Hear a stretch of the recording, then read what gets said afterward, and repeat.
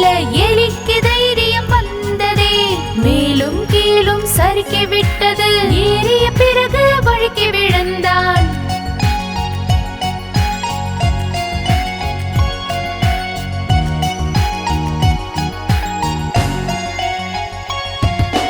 தூக்கத்தில் இருந்து சிங்கம் எழுந்தான். எலியும் பார்த்து பயந்து ஓடினான். கையை வீசி பிடித்து விட்டான். எலியும் இங்கே தோற்று விட்டான்.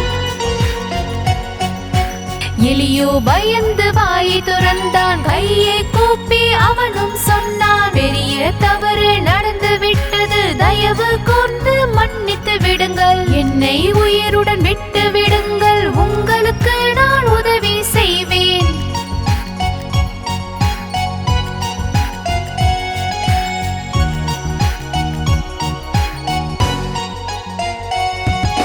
சிங்கராஜா சிரித்து சொன்னார், என்னை பார்த்து என்ன சொன்னாய்? உன்னை போன்ற சிறியவனாலே எனக்கு எப்படி உதவிட முடியும்?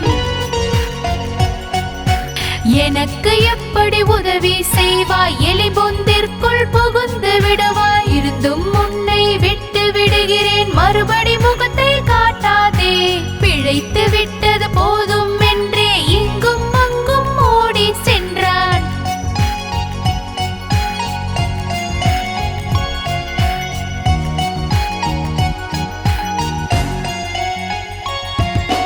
ஒரு நாள் வந்தான் வேட்டைக்காரன். வலையை வீசி போனானே.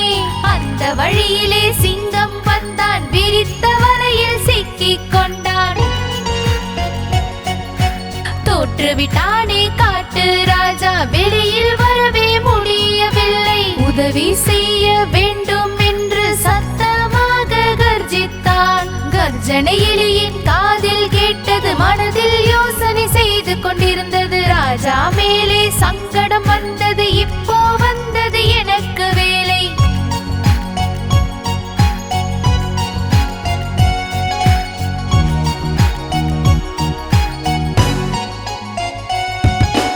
எலியும் வந்து வாயை திறந்தான். மிகவும் திமிராய் பதிலும் சொன்னான், உன்னால் எதுவும் செய்ய முடியாது. வலையை நானும் கடித்து விடுவேன். வலையை அவனும் கிழித்து விட்டான். வாழ்வில் வெளிச்சம் கொண்டு வந்தான். சிங்கம் வந்தான். பெருமையாக எலியை கட்டி அணைத்து கொண்டான்.